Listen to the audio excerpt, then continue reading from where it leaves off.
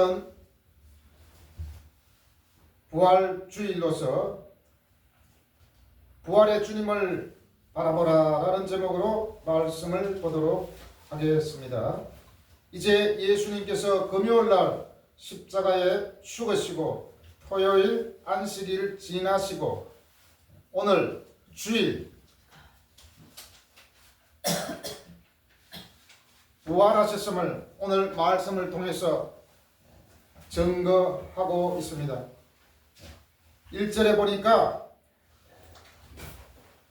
안식 후 첫날 일찍이 아직 어두울 때에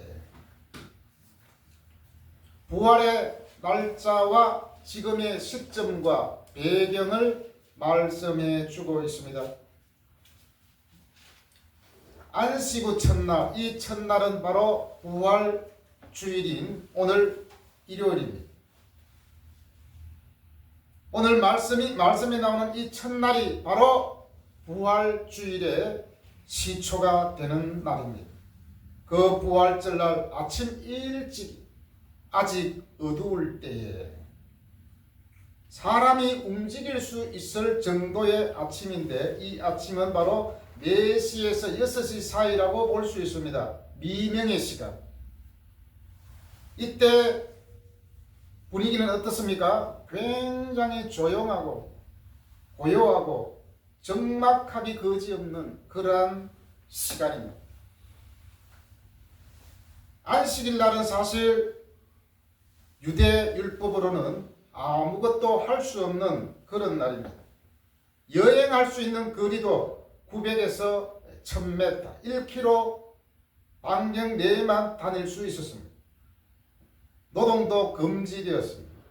그래서 안식일은 여차 없이 꼼짝달싹 할 수 없었습니다. 그래서 막달라 마리아와 다른 또 여인들이 안식일이 지나기를 학수고대하며 기다리다 첫날 일찍이 서둘러 아직 햇빛이 완전히 떠오르지 않은 그 시간에 움직이기 시작했습니다. 첫날은 최초의 주일이며 새로운 생명이 시작되는 그러한 날입니다. 너무나도 고요하고 적막하고 어둑어둑한 그러한 시간이기 때문에 사물을 잘 분간할 수 없는 그런 어려움이 있습니다.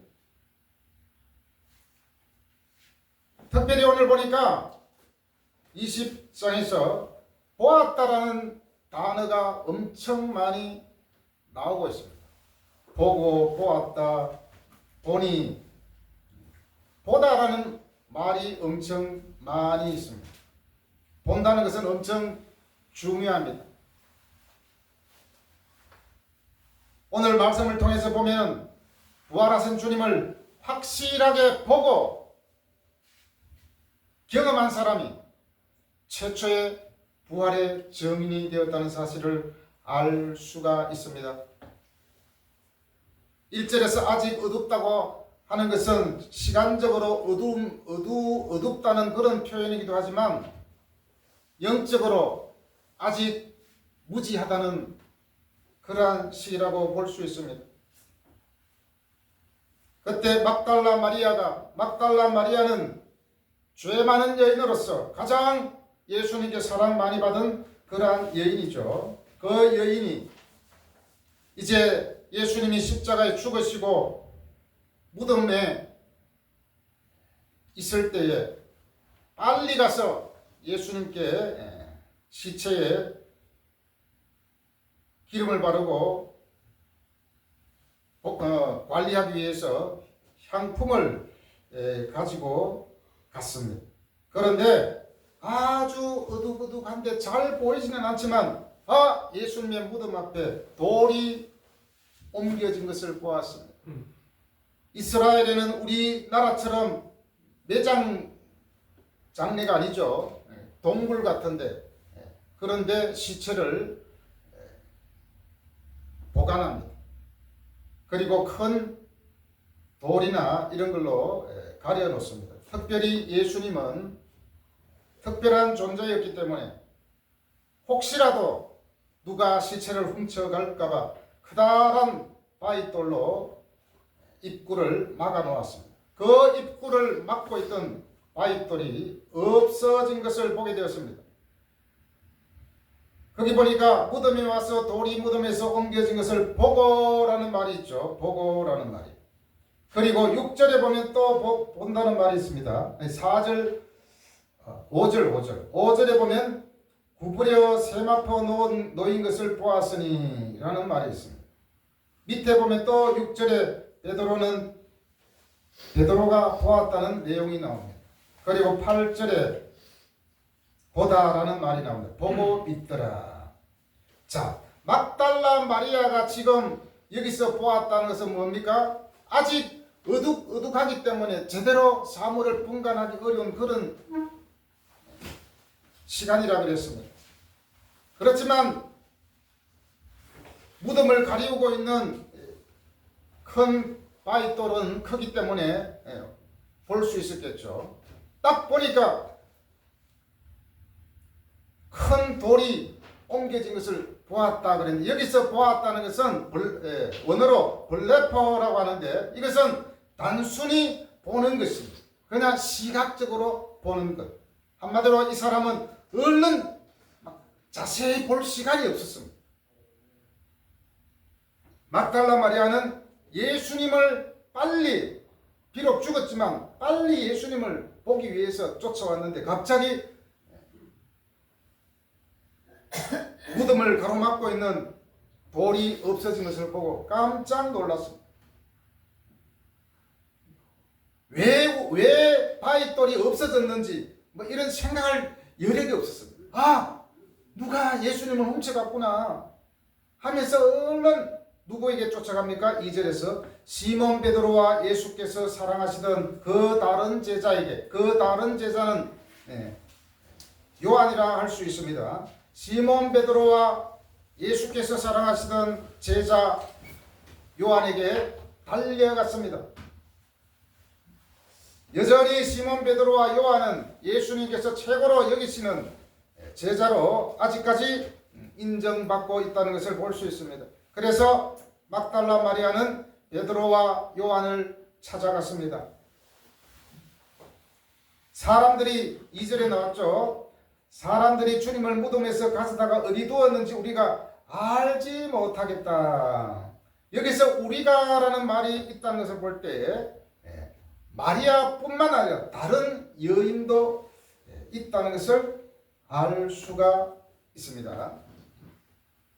아, 어떻게 됐느냐? 지금 우리 주님이 무덤에 있어야 될 우리 주님이 없다고.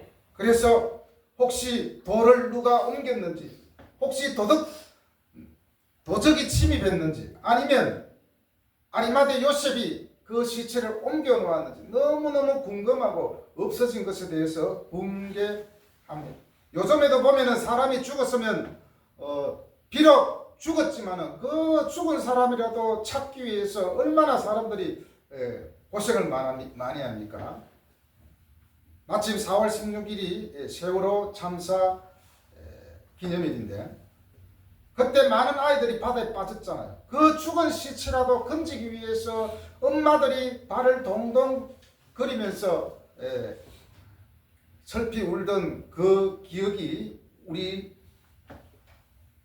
머리에 떠오르지 않습니까? 마치 그것처럼 지금 막달라 마리아는 잃어버린 그 예수님의 시체를 누가 가져갔는지, 도둑놈이 훔쳐갔는지, 어디에 있는지 너무너무 궁금하고 다급해졌습니다.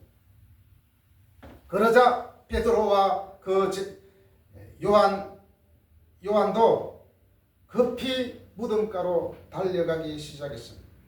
4절에 보니까 둘이 같이 다름질나더니 그 다른 제자가 베드로보다 더 빨리 달려가서 먼저 무덤에 이르니, 서로 예수님이 어떻게 되었는지, 예수님이 시체가 어디에 갔는지 확인하기 위해서 열심히 둘이 경쟁하듯이 뛰었습니다. 어떤 면에서는 이 두 사람은 부분적 믿음의 행동을 하고 있다고 볼 수 있습니다. 과연 정말 예수님이 없어졌는지. 자, 이런 것을 볼 때에 굉장히 이게 경쟁적인 그러한 모습을 볼 수 있는데 우리 신앙에도 그렇습니다. 때로는 이런 선한 경쟁력은 있어야 돼요. 베드로도 얼마나 성격이 급합니까? 그런데 요한은 더 빨리 뛰어가지고 내가 정말 예수님이 진짜 없어졌는지 어떻게 되는지 확인해보자고 경쟁적으로 뛰어갔습니다.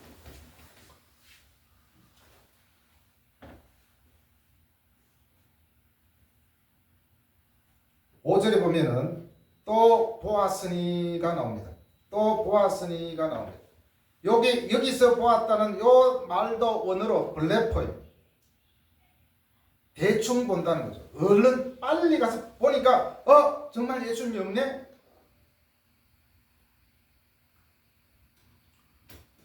이제 시몬 베드로의 또 성격이 나오는 것을 보게 됩니다.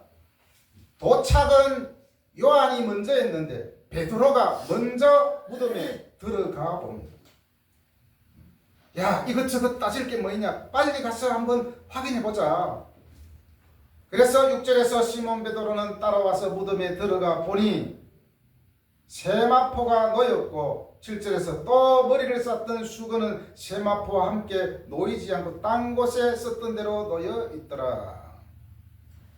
시체는 없고 세마포와 시체의 머리를 싸고 있던 그 수건이 널브러져 있다는 거예요. 정말 예수님이 없네? 그러면 도대체 어떻게 된 거예요? 자, 여기서 베드로가 무덤에 들어가 보았다는 것은 블레포가 아닙니다. 세오레오인데 이 본인은 좀 더 관찰하는 것입니다. 비판적으로 관찰하는 것입니다. 그냥 얼른 보는 것이 아니고 다시 한번 더 확인합니다. 진짜 없네?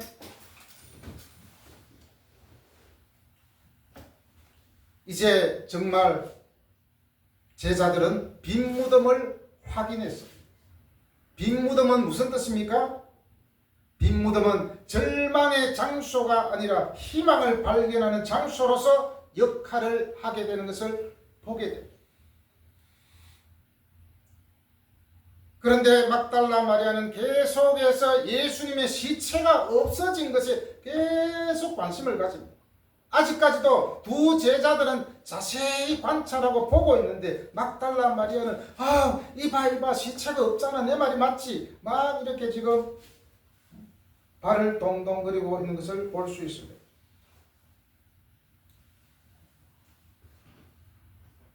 빈 무덤에 큰 바위돌이 옮겨져 있고 세마포가 그대로 놓여져 있고 머리를 쌌던 수건이 그대로 있다는 것은 예수님이 부활했다는 사실을 보여주고 있습니다. 이제 8절에서 요한의 반응이 나옵니다. 그때야 무덤에 먼저 갔던 그 다른 제자도 들어가 보고 믿더라. 베드로보다도 좀 더 요한이 성격이 좀 더 차분한 것 같습니다. 여기 보고는 또 다른 보다라는 뜻입니다. 여기서 보다는 호라오, 원어로 호라오라고 하는데 여기서 보다라는 것은 이해하고 파악하고 지식적으로 알게 되었다는 것입니다. 이해하고 파악하고 지식적으로 알게 되었다. 왜 요한은 이제 정말 예수님을 쌌던 그 세마포와 수건이 없어졌구나 이해하게 되었어. 그리고 파악하게 됩니다. 그 뒤에 뭐라고 나와 있습니까? 제자도 들어가 보고 믿더라. 이해하고 파악하고 이제 믿음으로 가게 되었습니다. 이것을 볼 때에 우리가 믿음이 생기는 과정이 뭡니까? 그냥 막달라 마리아처럼 감정적으로 순간적으로 믿음이 팍 생기는 게 아니라 과정이 있다는 것입니다. 베드로와 요한은 사도 요한은 예수님이 없어진 사실에 대해서 이제 확인했습니다. 그렇다면 왜 세마포만 있고 예수님이 없을까? 왜 바위돌은 옮겨져 있을까? 그것을 파악하게 됩니다. 그때 사도 요한은 믿음이 생기게 되었, 믿게 되었어. 아, 그래, 예수님이 부활하셨구나. 내용 중에는 야, 예수님이 부활하신 거야 이렇게 말은 하지 않지만은 조용히 아마 속으로 생각한 것 같아요. 믿었더라. 여기서 믿었다는 것은 지적인 동의가 아니라 아주 깊고 개인적인 신뢰와 헌신을 말씀해 주고 있습니다. 이러한 믿음은 단순히 교리를 받아들이는 것이 아니라 새로운 삶의 방식으로 이끄는 변혁적인 신뢰를 수반하는 것입니다. 그리고 자기 자신을 위탁하는 것입니다. 믿음은 단지 그냥 교회 와서 예배드리고 하는 것이 아니라 하나님께 신뢰하고 헌신하고 내 인생을 위탁하기까지 가는 것이 믿음입니다. 신뢰하고 헌신하고 내 인생을 위탁하기 위해서는 어떤 과정이 필요합니까? 베드로나 사도 요한처럼 이런 행동이 필요합니다. 사실 우리가 예수님이 부활했는지 안 했는지 어떻게 알아요? 직접 보지 않았는데 제자들은 직접 경험했습니다. 그 시간에 예수님이 직접 보여주셨기 때문에 우리는 예수님이 직접 야 내가 부활했어 하면서 짠 나타나지 않았어. 그러면 우리는 무엇을 통해서 부활의 주님을 만날 수 있습니까? 말씀을 통해서 만날 수 있습니다. 사도들이 기록해 놓은 이 말씀을 통해서 사도들이 왜 이 말씀을 기록했는지 그것을 알게 되고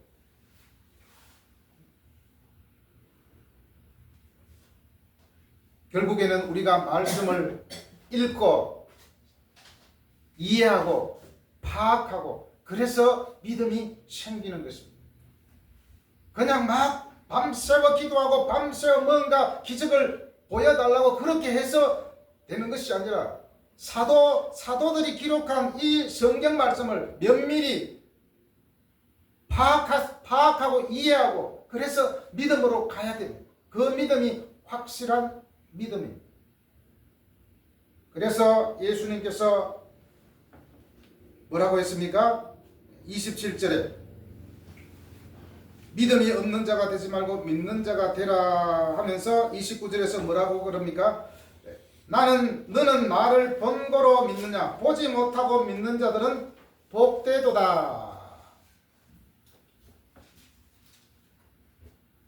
의심하는 자들과 그리고 말씀을 통해서만 볼 수 있는 우리들에게 하신 말씀이 아닌가 싶습니다. 보고 믿는 것도 복되지만 보지 않고 믿는 것이 더 복되다라는 말씀을 하고 있습니다.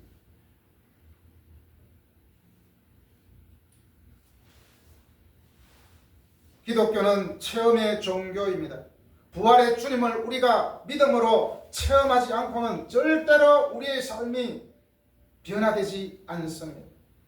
변화된 주의 말씀을 통하여서 주님을 만나야 됩니다. 사실 오늘 지금 말씀에서는 여전히 베드로 제자들과 이 막달라 마리아는 아직도 확실치는 않습니다. 그냥 어렴풋이 혹시 예수님이 부활하지 않았을까? 아직은 확실치 않습니다. 아직도 불안함이 있습니다. 마리아는 여전히 예수님의 시체가 없어진 것에 대해서만 관심이 굉장히 많습니다. 왜냐하면 9절에 나오잖아요. 9절 말씀. 그들은 성경에 그가 죽은 자 가운데서 다시 살아나야 하리라 하신 말씀을 아직 알지 못하더라. 사도 요한도 어렴풋이 예수님이 부활했을 거야 아마 이런 믿음이 있었던 것 같아요. 예수님께서 뭐라고 평소에 말씀하셨습니까? 대제사장들과 서기관들에게 많은 고난을 받고 죽임을 당하고 제3일에 살아나야 할 것이다 라는 말씀을 늘 제자들에게 말씀했습니다. 그런데 여전히 아직도 제자들은 그것을 알지 못합니다. 기억나지 않습니다.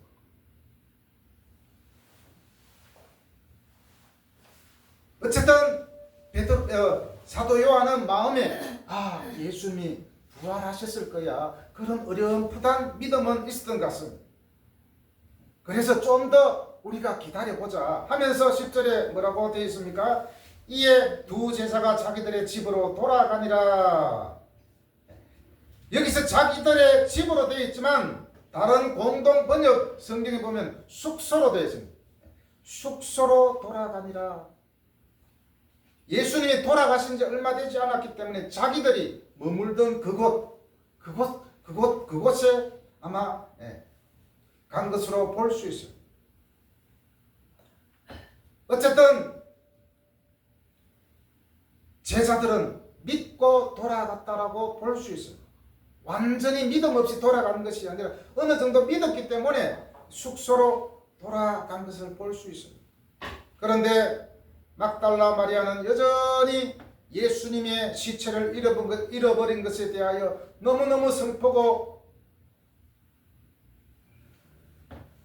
궁금해가지고 계속해서 울고 있습니다. 11절에 보세요. 11절에서 마리아는 무덤 속에 서서 울고 있더니 울면서 구부려 무덤 안을 들여다보니 라고 되어 있습니다. 사실은 예수님이 부활하셨다는 그 사실을 알기만 했어도 울지는 않았을 겁니다. 그런데 여전히 울고 있어요. 단지 예수님이 부활한 것에 대한 그런 것보다도 시체를 잃어버린 것에 대해서 계속 울고 있는 것을 볼 수 있습니다. 여전히 아직도 마리아는 믿음의 눈이 열리지 않았습니다. 사실 그렇습니다. 우리가 믿음의 눈이 열릴 때 예수님이 십자가에 죽은 것에 대해서 막 설피하고 아이고 예수님이 왜 저렇게 아프게 돌아가셨을까 울고 있잖아요.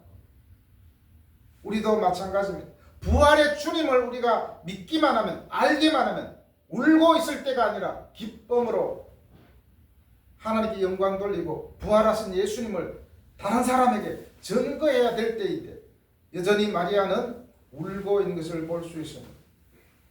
울면서 구부려 무덤 안을 들여다보니 여기서 들여다본다는 것은 몸을 굽혀 무언가를 보는 행위를 말합니다. 사실은 울고 있을 때가 아닌데 그래서 이제는 더 이상 막달라 마리아를 그냥 뒀으면 안 되겠다. 그래서 이제 12절에서 흰옷 입은 두 천사가 예수의 시체 뉘었던 곳에 하나는 머리편에 하나는 발편에 앉았더라. 그래서 천사들이 막달라 마리아에게 뭐라고 합니까? 여자여 어찌하여 우느냐 이르되 사람들이 내 주님을 옮겨다가 어디 두었는지 내가 알지 못함이니이다. 천사가 나타나서 여자여 어찌하여 우느냐 왜 지금 울 때가 아닌데 왜 우느냐 라고 말하는데도 위안이 되지 않았습니다. 여전히 아직도 내 주님을 옮겨다가 어디에 두었는지 내가 알지 못하니 어찌 울지 아니할 수 있겠습니까? 라고 지금 반문하고 있습니다. 여전히 시신에 대한 관심밖에 없습니다. 바로 그때 14절 말씀 같이 읽어보겠습니다. 시작. 이 말을 하고 뒤로 돌이켜 예수께서 서 계신 것을 보았으나 예수님이신 줄을 알지 못하더라. 네, 이 말을 하고 뒤로 돌이켜 아마 천사들이 손가락질로 이렇게 가르쳤던지 속삭였던지는 정확지는 않지만 어쨌든 돌이켜 뒤를 돌아보았는데 예수님이 서 계신데도 불구하고 여전히 알지 못했습니다. 아직 믿음의 눈이 열리지 않고 이 여인은 아직 어두운 가운데 있다는 것을 볼 수 있습니다. 15절에 또 나옵니다. 예수님이 나타났는데도 불구하고 예수님인 줄 모르고 동산직인 줄 알고 있습니다. 묘지 공원을 지키는 그 동산직인 줄 알았다는 것이죠. 주여 당신이 옮겼거든 어디 두었는지 내게 이르소서. 그리하면 내가 가져가리이다. 여기서 주여는 동산지기한테 말하는 것입니다. 예수님께 말하는 것이 아니고.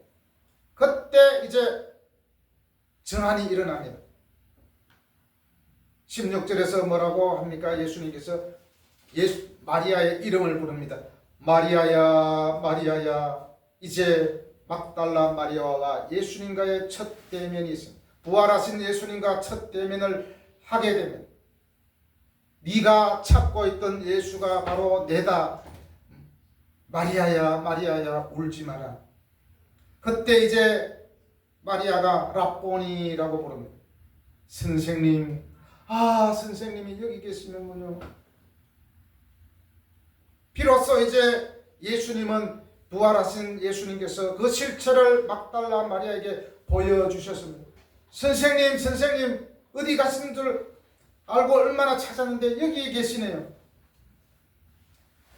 그러자 예수님, 부활하신 예수님께서 또 말합니다. 나를 붙들지 말라. 내가 아직 아버지께로 올라가지 아니하였노라.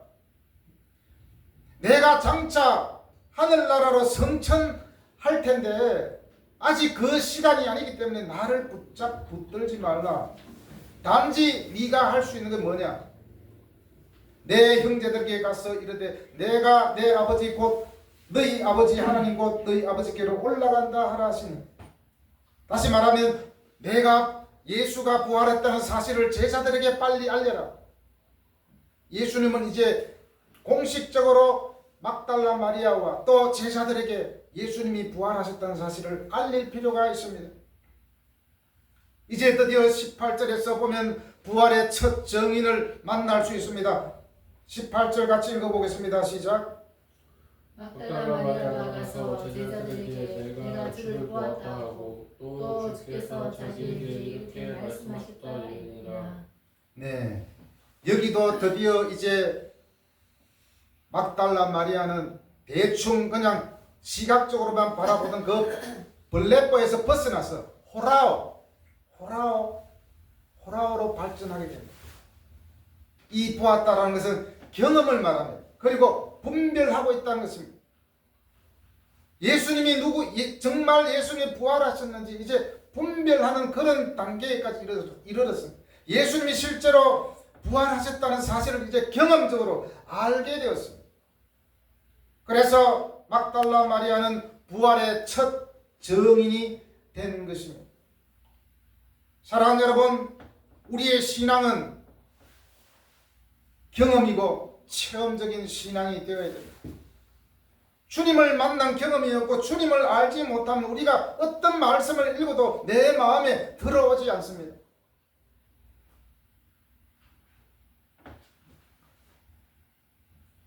믿음은 사실은 그냥 생기는 것이 아니라 주님께서 우리에게 보여주셔야 되지만 우리가 말씀을 통하여서 이해하고 파악하고 그래서 비로소 알게 됩니다. 그래서 말씀이 중요한 것입니다. 말씀을 읽지 않고 자꾸 믿음을 달라고 하면 예수님께서는 방법이 없습니다.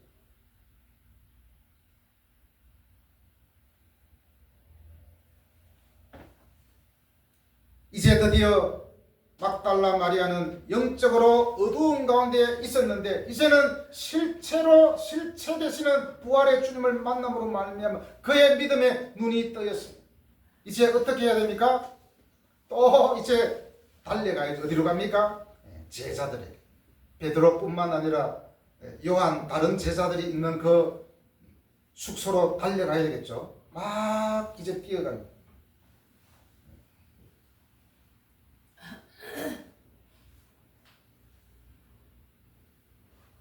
이제 단락이 끝나고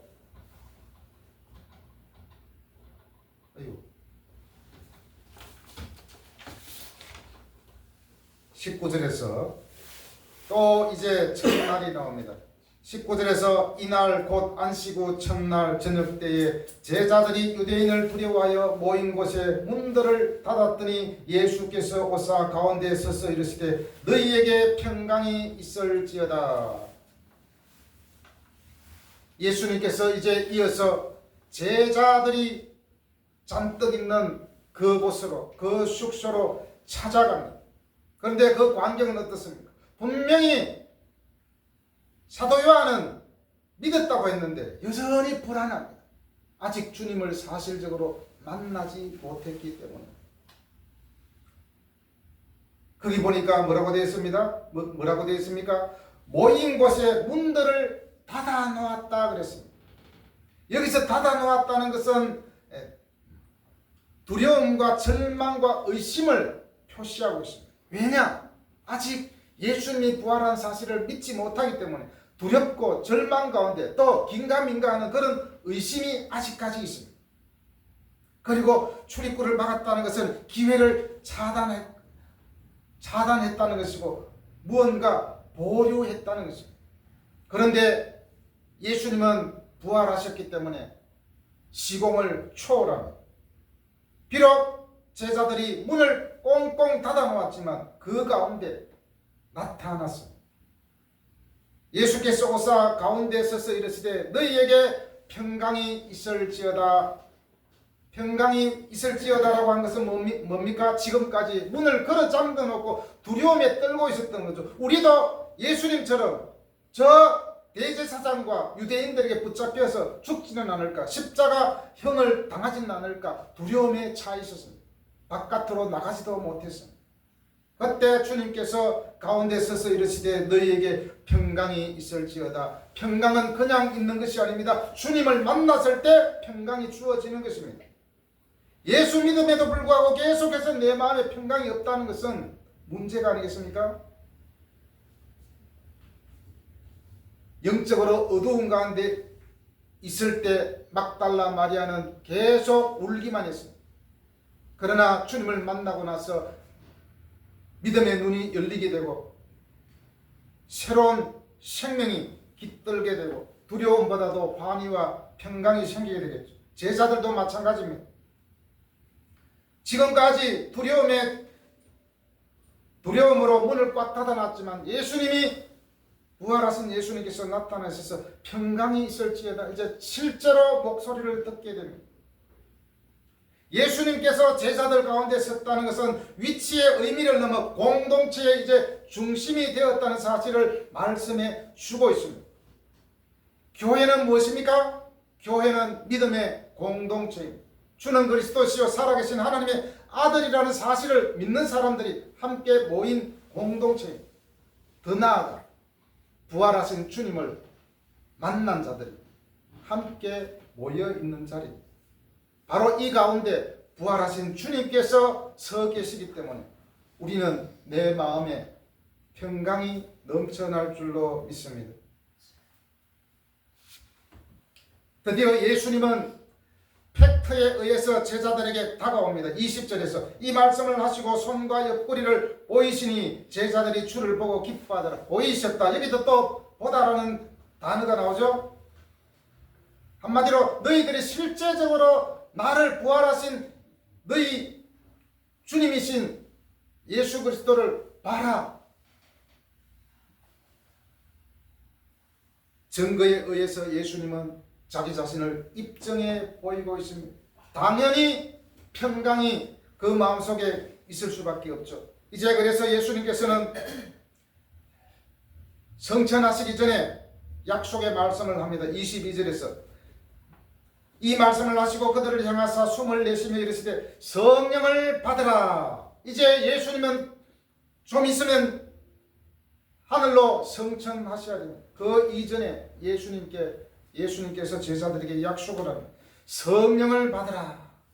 앞으로 너희들이 나의 부활의 증인이 될 텐데 사역을 수행할 수 있도록 예수님께서는 성령을 준비해 두고 계십니다. 한마디로 그들에게 사명을 주기 위해서 성령을 주는 것입니다. 이것은 오순절 성령 강림의 예표이며 성령의 오심을 약속하는 것입니다. 이제 예수님께서는 부활하셔서 우리에게 성령을 부어주셨습니다. 성령을 통하여서 우리는 주님을 만날 수 있고 예수님을 알 수 있습니다. 주님을 만난 것은 바로 성령을 받은 것인데 성령을 받은 사람은 내 안에 예수 그리스도가 있기 때문에 참된 평강이 넘쳐 흐르겠죠. 그러면 모든 것이 우리의 삶에 영향을 미치지 않겠습니까? 우리가 십자가의 예수님을 믿고 부활의 주님을 믿는다고 하지만 우리 삶 가운데 그 부활의 주님이 내 삶에 영향을 미치지 못한다면 이것은 모순일 수 있겠죠. 모순. 예수님은 모든 제자들에게 자기 자신을 십자가에 못 박힐 때 그대로 보여주셨어요. 그런데 그 제자들 중에 도마라는 사람이 있는데 도마는 이때 당시에 이 자리에 없었어요. 보지 않았어요. 다음에 이제 또 모임이 있을 때 24절에서 디두모라 불리는 도마는 예수께서 오셨을 때 함께 있지 아니했다 그랬는데 그 뒤에 25절에서 다른 제자들이 그에게 이르되 우리가 주를 보았노라니 이때는 뭐라고 합니까? 제자들이 분명히 야 예수님께서 우리가 두려움으로 모여 있을 때 예수님께서 나타나셔서 부활하신 예수님께서 우리 앞에 나타나셔서 도마에게 그렇게 설득하고 하는데 도마는 믿을 수 없습니다. 야 아마 이런 마음인 것 같아요. 야 나를 뭘로 보고 나는 예수님을 확실히 보지 않았는데 내가 뭘 믿고 너희들 말을 어떻게 믿을 수 있겠냐 하면서 의심을 하게 됩니다. 그러면서 내가 내 손가락을 그 못자국에 넣으며 내 손을 그 옆구리에 넣어보지 않고는 믿지 아니하겠다라고 말합니다. 그때 도마도 함께 있고 문들이 닫혔다 그랬습니다. 여전히 도마도 그 마음에 두려움으로 가득 차 있습니다. 그때 예수님께서 27절에서 내 손가락을 이리 내밀어 내 손을 보고 내 손을 내밀어 내 옆구리에 넣어보라. 그리하여 믿음 없는 자가 되지 말고 믿는 자가 되라. 내 자신을 확실하게 보고 너희 닫힌 마음의 문을 열고 나를 만져봐라. 내가 바로 부활한 예수 그리스도다. 너희를 위하여 십자가에 죽으신 예수 그리스도라 보아라. 그때 이제 드디어 도마의 신앙 고백이 터져 나옵니다. 따라 하시기를 바랍니다. 나의 주님이시여 나의 하나님이시니다. 이제 확실히 눈으로 보고 체험하고 지식적으로 알게 되었을 때 나의 주님이시오 나의 하나님입니다 라는 신앙 고백이 나오게 됩니다. 그러면서 이제 예수님은 도마에게 살짝 책망을 합니다. 너는 나를 본고로 믿느냐? 보지 못하고 믿는 자들은 복되도다. 사랑하는 여러분, 우리는 비록 제자들처럼 직접 부활하신 예수님을 그 현장에서 만나지 못했지만 우리는 말씀을 통해서 만날 수 있습니다. 우리가 정말 마음문을 열고 두려움에 찬 의심에 찬 우리 마음문을 열고 말씀을 통해서 주님을 만나는 여러분이 되시기를 바랍니다. 예수님은 우리에게 평화를 이루시기 위해서 오셨습니다. 에베소서 2장 15절에 보면 이런 말씀이 나옵니다. 그는 우리의 화평이신지라 둘로 하나를 만드사 원수된 것 곧 중간에 박힌 담을 자기 육체로 거시고. 예수님은 우리에게 불행을 안겨다 주기 위해서 오신 것이 아니라 슬피 울고 있으라고 예수님께서 우리에게 오신 것이 아니라 부활의 주님을 통하여서 우리에게 다시 새로운 소망을 주며 우리도 장차 죽어서 부활하실 것이라는 그러한 소망의 말씀을 주시기 위해서 이 땅에 오셨습니다. 그분은 평화의 주님이십니다. 평화의 상징이신 예수 그리스도가 우리 안에 계십니다. 우리는 그분을 믿고 우리는 제2의 제3의 부활하신 주님을 증언하는 증거자가 되어야 될 줄로 믿습니다. 이제 최종적으로 31절 말씀 같이 읽고 마치겠습니다. 시작. 오직 이것을 기록함은 너희로 예수께서 하나님의 아들 그리스도이심을 믿게 하려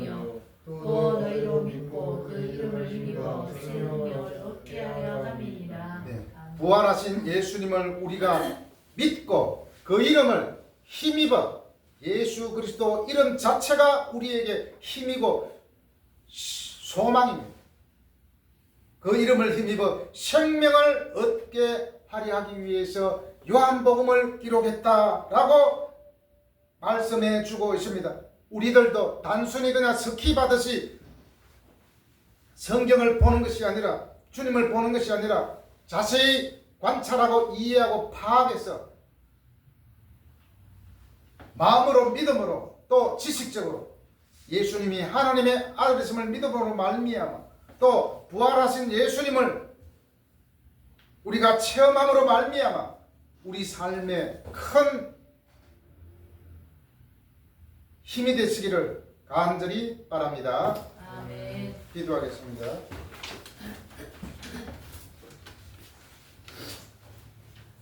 하나님 아버지가 감사합니다. 아직 영적으로 어두웠을 때